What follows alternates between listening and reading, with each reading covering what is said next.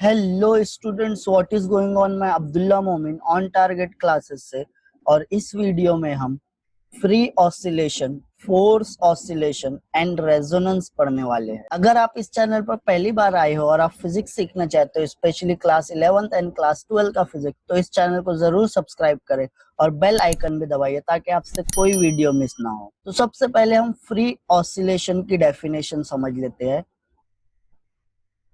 If an object is allowed to oscillate or vibrate on its own, it does so with its natural frequency or with one of its natural frequencies. This type of oscillation is called free oscillation. For example, if the bob of a simple pendulum of length L is displaced and released, it will oscillate only with the frequency n is equal to 1 upon 2 pi square root of g by L, which is called its natural frequency, and the oscillation are free oscillations. तो अगर एक Bob को आप displace करते हो उसके main position से और रिलीज कर देते हो, तो वो ऑसिलेशन करना स्टार्ट कर देगा, और ये टाइप के ऑसिलेशन को हम बोलते हैं फ्री ऑसिलेशन। और वो जो फ्रीक्वेंसी से ऑसिलेट करता है, वो फ्रीक्वेंसी को हम ये फॉर्मूले से कैलकुलेट कर सकते हैं, n is equal to 1 upon 2 pi root g by l. यहाँ पे n नेचुरल फ्रीक्वेंसी है जिससे ये बॉब वाइब्रेट कर रहा है या ये पेंडुलम वाइब्रेट कर रहा है, और l length of this pendulum है। तो free oscillation is nothing but जब एक पेंडुलम को आप मेन पोजीशन से, जब ये बॉब को आप मेन पोजीशन से डिस्प्लेस करोगे और रिलीज कर दोगे, तो ये वाइब्रेशन करना स्टार्ट कर देगा। यही टाइप के वाइब्रेशन को हम फ्री वाइब्रेशन बोलते हैं। और जो फ्रीक्वेंसी से ये पेंडुलम वाइब्रेट हो रहा है, हम उसको natural frequency of this pendulum बोलेंगे। और वो नेचुरल फ्रीक्वेंसी हम कैलकुलेट कर सकते हैं, ये n is equal to 1 upon 2 pi square root of g by l, ये फॉर्मूले से। Next, force oscillation. तो अब फोर्स ऑसिलेशन में क्या होगा? By applying a periodic force, the same pendulum can be made to oscillate with different frequency. The oscillation then will be forced oscillation, and the frequency is driver frequency or forced frequency. तो अब क्या करते हैं, ये pendulum को आप displace करके छोड़ना नहीं है। अगर आप इसको मेन पोजीशन से डिस्प्लेस करते हो और रिलीज कर दोगे, तो ये जो वाइब्रेशन हो जाएगा वो फ्री हो जाएगा। हमको कंटिन्यूअसली फोर्स अप्लाई करते रहना है। सपोज हम ये पॉइंट पे लाके बॉब को रिलीज करते हैं, और जब भी वो रिटर्न आता है मैं फोर्स अप्लाई कर देता हूँ, फिर वो रिटर्न आया, फिर मैं फोर्स अप्लाई किया, फिर वो रिटर्न आया, फिर मैं फोर्स। तो यहाँ पे क्या हो रहा है, हम इसके ऑसिलेशन को कंटिन्यू रखने के लिए बार बार फोर्स अप्लाई कर रहे हैं। तो ये जो फोर्स अप्लाई कर रहे हैं और इसका ऑसिलेशन कंटिन्यू है, यही टाइप के ऑसिलेशन को हम फोर्स्ड ऑसिलेशन बोलते हैं। तो in order to continue its oscillation, we are supposed to apply the external force. जब आप एक्सटर्नल फोर्स बार बार अप्लाई करोगे ये पॉइंट पे, फिर आया फिर आप फोर्स, फिर ये आया फिर आप फोर्स, तो ये पॉइंट पे आप बार बार यहाँ पे फोर्स अप्लाई कर रहे हो और ये पेंडुलम का ऑसिलेशन कंटिन्यू है, तो ये टाइप के ऑसिलेशन को हम फोर्स ऑसिलेशन बोलते हैं।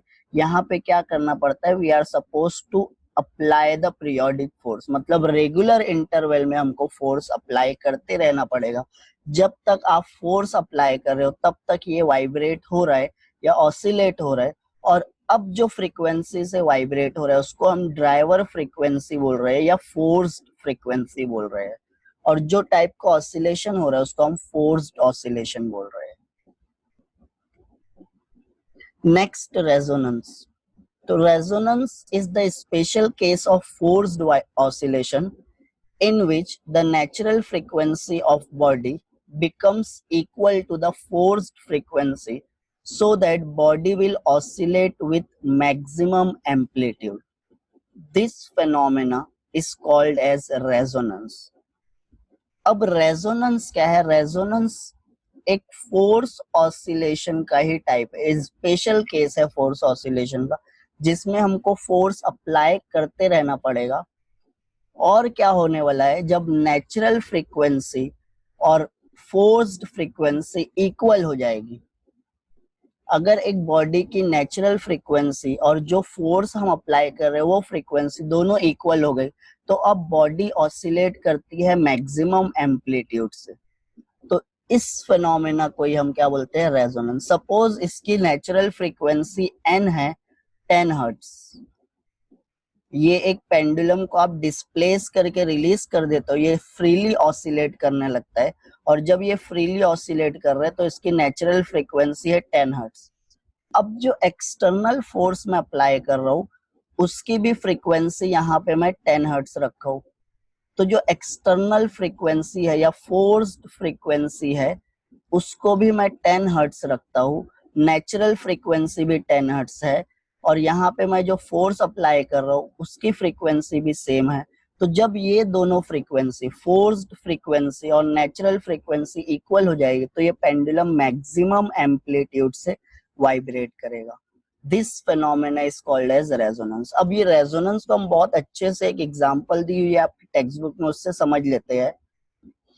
तो रेजोनेंस कब होता है, रेजोनेंस जब बॉडी की नेचुरल फ्रीक्वेंसी और फोर्स्ड फ्रीक्वेंसी दोनों इक्वल हो जाती है तो रेजोनेंस होता है, ये याद रखना है। तो this is the diagram which is given in your text book. ये एक डायग्राम दिया हुआ है तुम्हारी टेक्स्ट बुक में। यहाँ पे क्या है, there are 4 pendula tied to a string. ये एक स्ट्रिंग है, इससे हम 4 पेंडुलम ए बी सी और डी टाई कर दिए हैं। Pendulum A and pendulum C are of the same length. A और सी की लेंथ सेम है, बट बी की लेंथ शॉर्टर है, मतलब कम है, और डी की लेंथ लॉन्गर है। तो यहाँ पे आप डायग्राम में क्लियरली देख सकते हो, ए की लेंथ और सी की लेंथ सेम है, बी की लेंथ कम है और डी की लेंथ ज्यादा है। Pendulum A will acts as the driver pendulum और सोर्स पेंडुलम। पेंडुलम ए कैसे एक्ट करने वाला है, ड्राइवर पेंडुलम। हम इसको आगे और अच्छे से समझते हैं क्यों ड्राइवर और सोर्स बोल रहे हैं। Other 3 pendulum means B C और डी, ये जो बाकी के 3 पेंडुलम है will act as driven pendula. ये ड्राइव करने वाला है ये तीनों को। अब कैसे ड्राइव करने वाला है, as the pendulum A and C are of the same length, their natural frequencies are the same.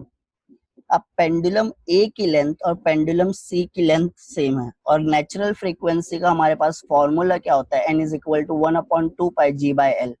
मतलब दोनों की लेंथ अगर सेम है तो दोनों पेंडुलम की फ्रीक्वेंसी भी सेम रहेगी। तो पेंडुलम ए की फ्रीक्वेंसी और पेंडुलम सी की फ्रीक्वेंसी सेम रहेगी, दोनों की नेचुरल फ्रीक्वेंसी सेम है। बट पेंडुलम बी का है कम है, मतलब अगर लेंथ आपकी कम मिल रही है, एल की वैल्यू कम है तो एन की वैल्यू ज्यादा रहेगी, बिकॉज एन और एल इनवर्सली प्रोपोर्शनल है। लेंथ अगर कम है तो नेचुरल फ्रीक्वेंसी ज्यादा है।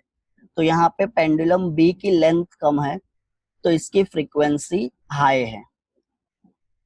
पेंडुलम डी की लेंथ ज्यादा है तो इसकी नेचुरल फ्रीक्वेंसी कम रहेगी।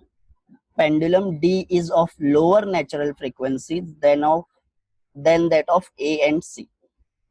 तो अगर लेंथ ज्यादा है तो इसकी नेचुरल फ्रीक्वेंसी कम है, लेंथ सबसे कम है तो ये बी की नेचुरल फ्रीक्वेंसी सबसे ज्यादा है, और ए और सी की नेचुरल फ्रीक्वेंसी सेम रहेगी क्योंकि दोनों की लेंथ सेम है। Now pendulum A is now set into oscillation. यहाँ पे ऑसिलेशन आने वाला है, तो ये पेंडुलम ए को ऑसिलेशन में सेट कर दिया, और in the course of time, मतलब कुछ टाइम के बाद हम क्या ऑब्जर्व करने वाले हैं, other 3 pendula also start oscillating. आप क्या कर रहे हो, सिर्फ ए को डिस्प्लेस करते हो और रिलीज कर देते हैं।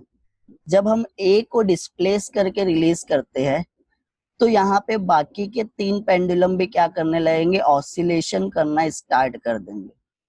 अब ये क्यों होता है, तो this happens due to the transfer of vibrational energy through the string, oscillations of A are free oscillation and those of B, C and D are forced oscillation of the same frequency as that of A. तो अब ये एक string tie है, जब मैं pendulum ए को displace करके release कर दिया तो एक ही बार डिस्प्लेस करके रिलीज करने पे ये जो ऑसिलेशन रहेगा इसको हम बोलेंगे फ्री ऑसिलेशन है। अब इसकी वजह से, ये स्ट्रिंग की वजह से क्या होगा, एनर्जी ट्रांसफर होगी स्ट्रिंग में और ये एनर्जी पेंडुलम बी एब्जॉर्ब करने वाला है, पेंडुलम सी एब्जॉर्ब करने वाला है और पेंडुलम डी एब्जॉर्ब करने वाला है, और जिसकी वजह से ये तीनों पेंडुलम भी क्या होंगे, ऑसिलेट करना स्टार्ट कर देंगे और ये तीनों जो फ्रीक्वेंसी से ऑसिलेट करने वाले हैं वो ए के नेचुरल फ्रीक्वेंसी के इक्वल रहने वाली है। तो ए की वजह से क्या हो रहा है, बाकी के तीनों पेंडुलम ऑसिलेट कर रहे हैं, यही से हम ए को ड्राइवर पेंडुलम बोल रहे हैं। और ए का जो ऑसिलेशन हो रहा है वो फ्री है, बट बी क्यों ऑसिलेट हुआ, ए की वजह से। तो यहाँ पे ए की जो फोर्स लग रही है इसको हम एक्सटर्नल फोर्स कंसिडर करेंगे बी के लिए। तो बी वाइब्रेट हुआ due to the vibration of pendulum A. तो यहाँ पे एक एक्सटर्नल फोर्स लगने की वजह से बी वाइब्रेट हुआ। सिमिलरली सी भी एक्सटर्नल फोर्स की वजह से वाइब्रेट हुआ और डी भी। तो बी फोर्स्ड ऑसिलेशन है, सी फोर्स्ड ऑसिलेशन है और डी भी फोर्स ऑसिलेशन है, बट ए जो पेंडुलम है वो फ्रीली ऑसिलेट कर रहे हैं। So the natural frequency of pendulum C is the same as that of A, as it of the same length as that of A.